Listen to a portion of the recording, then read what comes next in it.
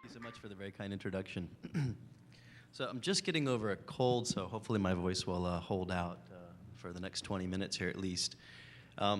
Thanks again to Susan and Donna and everybody for the invitation, and for everyone here for the opportunity to give you an update on the work we've been doing at Geron on developing oligodendrocyte progenitor cells from human embryonic stem cells for spinal cord injury. So today will be just an update on that work. So just to remind everybody, I know some of you probably saw my presentation at Working2Walk 3 years ago, but for those of you that haven't, I thought I'd go ahead and just start off again with a brief introduction of cell-based therapies derived from human embryonic stem cells. There are a lot of there's a lot of misreporting in the literature about exactly what's entailed with human embryonic stem cell research and the number of embryos required and what have you. So I think it's good to just revisit this briefly each time I give a talk like this. So just to remind everybody, Geron actually funded the original development of human embryonic stem cells back in the 1990s. Can we go back to the previous slide there? Thanks. We funded 3 laboratories, and one of those laboratories was the first to be successful. That was James Thompson at the University of Wisconsin. And he was working with embryos at that time that were left over from in vitro fertilization procedures, were no longer needed, and were intended to be discarded. And what James was able to do was to take one of these embryos, as you see in the top left portion of the slide here, and immunosurgically remove these inner cell mass, this mass of cells right here from the embryo, and then culture them on a layer of mouse cells and generate colonies of human embryonic stem cells. Human embryonic stem cells have 2 really unique properties that make them very desirable as a starting material for cell-based therapies. One is that they express an enzyme called telomerase, which interestingly enough is involved in cancer stem cells, and it's another big focus for Geron, is actually inhibiting telomerase. But in human embryonic stem cells, telomerase is desirable because it means that they can be multiplied in culture flasks indefinitely. And to drive that point home, we have every single oligodendrocyte progenitor cell that Geron has made since 1998 have been generated from the embryonic stem cells that came from this first embryo that James Thompson worked with back in 1998. And indeed, we can multiply these embryonic stem cells such that for the foreseeable future, literally for decades and decades to come, we can generate as many oligodendrocyte progenitor cells, or we call them OPCs for short, as we want from just that one embryo. So there is no further destruction of human embryos that's required to keep this work going forward. And there hasn't been any additional destruction needed since, again, 1998. So very, very powerful in terms of how you can multiply these cells. The second unique property of HES cells, which also now, as you'll hear from Dr. Phil Horner later today, as also a property of induced pluripotent stem cells, is that they can be differentiated into any target cell type you need. And indeed, we don't want to implant embryonic stem cells directly because they can actually form a specific type of tumor called the teratoma. So the cell types we'd want to implant are the cell types you see here on the slide. So we can make cardiomyocytes, we can make new heart muscle cells for heart failure. That's one of the big projects we're working on in Geron. We have a collaborator in England now that's making new chondrocytes that form brand new cartilage. He's testing these now in sheep. They've done very, very well in rats. And they should be in humans probably very soon. And of course, for spinal cord injury, we're making cells called OPCs, or oligodendrocyte progenitor cells. So just an overview of how Geron makes these cells. We have a central manufacturing facility at Geron, and as Wise Young mentioned, it's very important to make cells under conditions called GMP, good manufacturing process, which assures that you're not introducing any contaminants into the cells that might harm someone who receives them ultimately. And we multiply the embryonic stem cells as much as we need. We then treat them with a series of different chemicals to differentiate them into the cells we want to implant, in this case OPCs. We then cryopreserve them, and we have then frozen vials of cells ready to go immediately when they're needed. And obviously, that's very, very important for any indication where the cells need to be administered very soon after an injury or some other insult. This is actually a vial of GRNOPC1 made in our manufacturing facility. The cells are in these little vials. They're only about yay big, and they're stored in liquid nitrogen. And these are allogeneic cells, so they don't come from our cells. And that's a very important concern that we have to address in our clinical trials is whether or not the immune system will reject these cells, and if so, is how much drugs to suppress the immune rejection are required. It's a composition of cells, so we don't get 100% purity, and actually this lack of 100% purity has been the reason why we've been delayed getting approval from the FDA until this year, and I'll talk a little bit more about that in this talk. And they have a bunch of other desirable properties, including myelinating axons that have lost their myelin or the insulation around the nerve fibers, and also they produce certain chemicals called neurotrophic factors that seem to support regeneration of neurons, so also very important properties. So just a really quick slide here on the production of OPCs. The protocol that was developed to turn embryonic stem cells, which is the left figure here, into OPCs, which is the right figure. It's a 4-step protocol, and it was derived in the laboratory of our collaborator Hans Kierstead at University of California, Irvine. And it's a protocol that takes 42 days to make ES cells into OPCs, and it has done under a very, very rigorous process and rigorously controlled conditions at Geron.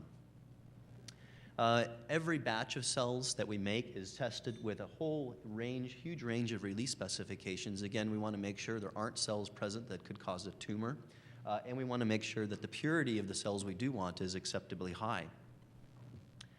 And so the rationale for spinal cord injury, there we go. The rationale for spinal cord injury really is summarized on this slide with OPCs.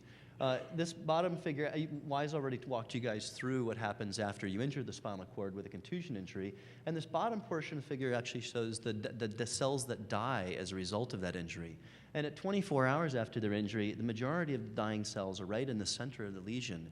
However, at a week out from injury, the majority of the cells that are dying are in fact oligodendrocytes in the white matter, and you can see the cell death extends pretty considerable distances above and below the injury epicenter. So you really have, it's a very, very complex issue and a complex problem to treat. So one thing you want to do is obviously replace these cells that died, and there is some endogenous replacement that occurs, but it's often incomplete.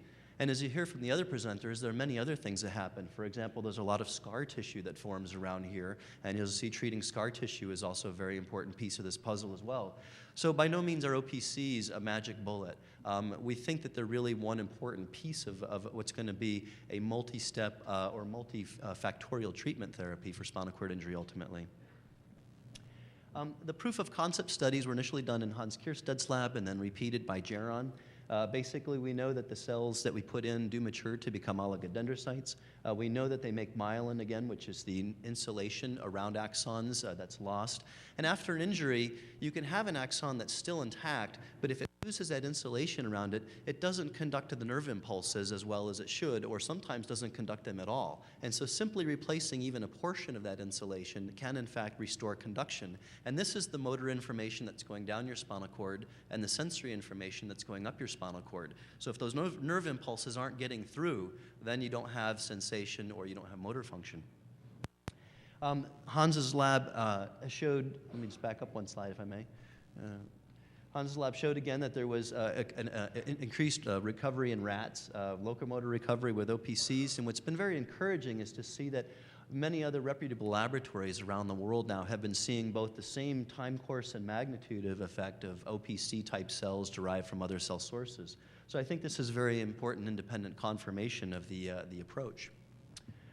We have shown and published actually that the OPCs do in fact make several very important neurotrophic factors. Again, these are chemicals that help support regeneration of fibers, and we've shown in tissue culture that in fact they help support regrowth of nerve fibers and sensory neurons in particular. Some very exciting things we found incidentally. Again, we thought that OPCs primarily were acting through remyelinating axons, or again restoring that insulation. And one of the surprising things we found is that they actually seem to also support regeneration of axons. And so this was an incidental finding in one of our safety studies where we took rats out to 9 months or even a full year after injecting the cells. And if you get no injection of cells, you basically end up with a big cavity, as Wise showed you just a short while ago. Whereas routinely, if we inject our OPCs, we get large grafts that fill these cavities. And in this slide here showing a higher magnification from the middle of this graft, you see a sea of brown cells which are stained for human nuclear antigens, so we know they're human. And what was really exciting to me was that we see multiple bundles of nerve fibers stained in blue here running the entire length of these grafts, suggesting that there was regeneration. And in-house, we've done some additional tracing studies in rats to show that, in fact, these are coming from very discrete areas of the brain and are involved in a variety of important functions in the rats. So very, very important finding. And this has been actually very, very consistent. And it doesn't occur until fairly late after you put the cells in.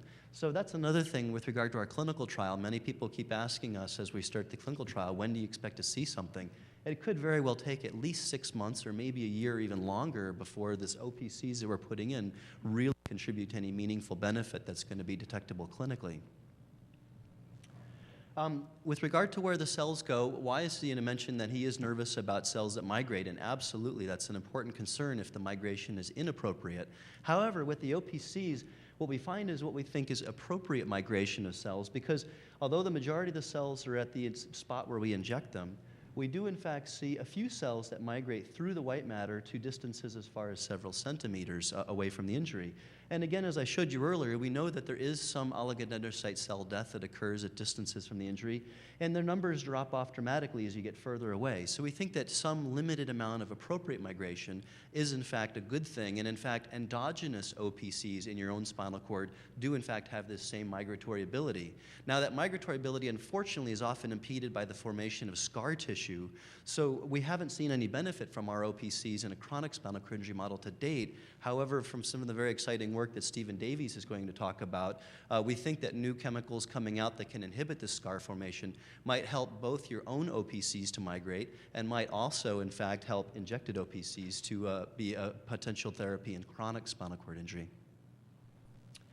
So we performed a very large number of safety studies, and this is very, very important, again, especially with cells derived from embryonic stem cells or induced pluripotent stem cells, to make sure that the cells aren't doing anything harmful to the spinal cord or to the animals, and obviously in clinical trials to humans. And so these were very, very extensive studies. We saw no evidence in any of our safety studies of adverse effects, and so that was very encouraging. We also saw no evidence of teratomas. As I mentioned again, this is the unique kind of tumor that can form if you inject embryonic stem cells into the spinal cord. The one adverse thing that we've seen histologically, and this again is what's caused us to have to generate additional safety data for the FDA and in fact for everybody to make sure that our cells aren't harmful, is we have seen a small percentage of non-neural cell types. These are mainly human epithelial cells, which are actually known to be present in embryonic stem cell cultures. And in some of the animals, we see that they've made these small little cystic or glandular structures within the area where the cells were injected. Now, they haven't seemed to cause any harmful aspects to the animals whatsoever. However, the FDA was very, very concerned, and appropriately so, frankly, as to whether these might, in fact, be forming anywhere other than exactly where the cells were injected. And also, over time, is there any evidence that they're getting worse? And so we generated a lot of additional safety data to show that we've never seen anything abnormal like this outside of where the cells are injected. And also, we've looked at 6 months, 9 months, to 12 months, and even longer in some rare instances, and shown that these, there doesn't seem to be any evidence of any harm to the tissue around these structures or harm to the animals or any evidence that they necessarily get bigger. That being said, it's a very, very important safety risk that we need to monitor very closely for in the clinical trial. As I mentioned, these are allogeneic cells, which means they're coming from another person, not from our cells, which would be autologous. And so the question is, do you need immunosuppression to prevent rejection of the cells?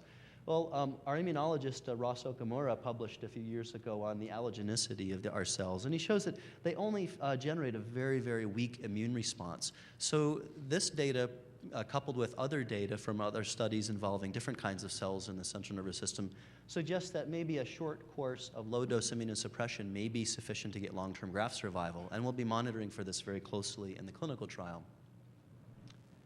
So just to summarize briefly again, This slide is actually a moving target. We continue to do additional animal studies because our first animal studies were all done with animals with thoracic spinal cord injuries. We now have studies underway at Geron looking at animals with cervical spinal cord injuries for both efficacy and safety of these cells. But as of the time this slide was made earlier this year, we had conducted a total of 24 large studies involving roughly 2,000 rodents, or actually over 2,000 now, with rats and mice. Over 1,000 of which now have been injected with OPC1 and involving testing of literally billions of cells. So just to recap real briefly, many of you have heard about the delays that Geron has encountered in getting FDA clearance to begin the phase 1 trial. This slide just very briefly summarizes what's happened over the last couple of years. So we filed our IND application. IND stands for Investigational New Drug. So even though these are cells, it's still called a drug by the FDA. We filed that application in March of 2008. The application was approximately 21,000 pages long. Took us a little bit time to write it up, as you can imagine. About 90% of what was in that application was all of the safety data from the animal studies. I mean, again, safety, safety, safety is the take-home message here. When we submitted this application, as I mentioned, we had seen some of these little glandular structures. They were called atypical glandular structures, or AGS, by the pathologists who first read them out. Atypical, not because they were any kind of tumor, but because they don't belong in the spinal cord, and that's very appropriate.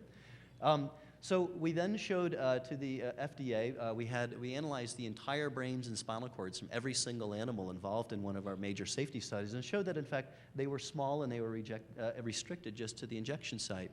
So on the basis of that data, the FDA released our clinical hold in January of 2009, and my team started working very hard to get our clinical trial going. And in fact, at the end of June of 2009, we had just opened our first site for enrollment, which was Shepherd Center in Atlanta. Unfortunately, before we were able to even get the first person into the study and get them dosed, we had another preclinical study that came down, which in fact showed that we had a higher level or incidence of these structures in one study than we had expected to see, with a lot of material that actually should have been quote-unquote clinical grade. So we immediately sent that data to the FDA, and they felt that we needed to generate additional safety data and additional release specifications for our product before starting the phase 1 trial. And so they put us back on clinical hold in August of 2009. And so we generated additional release specifications for these epithelial cells to where now we think that we can keep them down to a very, very, very low level. And we then prospectively tested it in another 9-month animal study. In this case, it was animals that had cervical spinal cord injuries. And again, we were able to show that we were able to keep these cystic structures at a very, very low level. In fact, only 1 out of 108 animals that got the cells in that study had 1 microscopic cyst. So it was, we think we've really, really improved the safety of these cells. And again, safety, safety, safety. And so on the basis of those data, the FDA then released our clinical hold again at the end of July of this year, and we then started working again hard to get the phase 1 trial up and running. So the phase 1 trial that Geron just has initiated now is a phase 1 multi-center trial where we plan to open a total of 7 clinical centers. So far, we have 2 centers open, Shepherd Center in Atlanta and Northwestern RIC, Rehab Institute Chicago in Chicago. Very soon, we'll be opening a joint site between Stanford and Santa Clara Valley Medical Center in the San Francisco Bay Area. The objectives, of course, are again to evaluate safety and then also to evaluate neurological function to see if, in fact, injecting these cells has any effect on spinal cord function. And we have a very long follow-up for safety. The main protocol follows folks for 1 year, and then we have a long-term follow-up protocol where folks are followed annually in person out to 5 years, and then by phone out for another 10 years, so a total of 15 years of follow-up, so pretty long time. We plan to enroll in this first cohort of subjects, 8 to 10 individuals who are all Asia A, so basically no motor, 1 minute left, thank you, okay. All functionally complete with thoracic injuries, 18 to 65 years of age, and they have a single spinal cord lesion that we can see by MRI. Again, MRI is very, very important in this study for safety. And right now, based on all the preclinical data, the cells need to be injected between 7 and 14 days. But again, we are planning additional preclinical studies to see if that window can be extended, and certainly with some of the new SCAR treatments coming out, hopefully that window could be extended out to even chronic spinal cord injury. It's an elective surgery. We're starting with a dose of 2 million cells and 50 microliters, injected just caudal to the injury epicenter. We've developed a device to assist with this injection procedure to make sure it's done consistently across every site. We're going to give a low dose of an immunosuppressive drug called tacrolimus, and with targeting a low trough level, and give it for 2 months and then discontinue. We're going to be monitoring the subjects very, very intensively with imaging and a whole range of outcome measures. And again, this is just a timeline detailing the follow-up here. And since I'm almost out of time, I'm just going to go ahead and skip to just mentioning again, in October, we did in fact dose the first subject at Shepherd Center, Atlanta. The cells were injected on October 8th, and I'm very pleased to report that the surgery went very, very well. This is actually a photograph of the surgeon injecting the cells with the frame right here. We have an FDA-imposed 30-day stagger between subjects. Again, we want to make sure that everything is safe, as does the FDA. So we've now just started enrollment on this Monday of this week. And with that, just like to again acknowledge everybody who's really helped us with this study. And I think we have a panel discussion about 10:45 this morning. I think where Wise and I can both take questions. So thank you.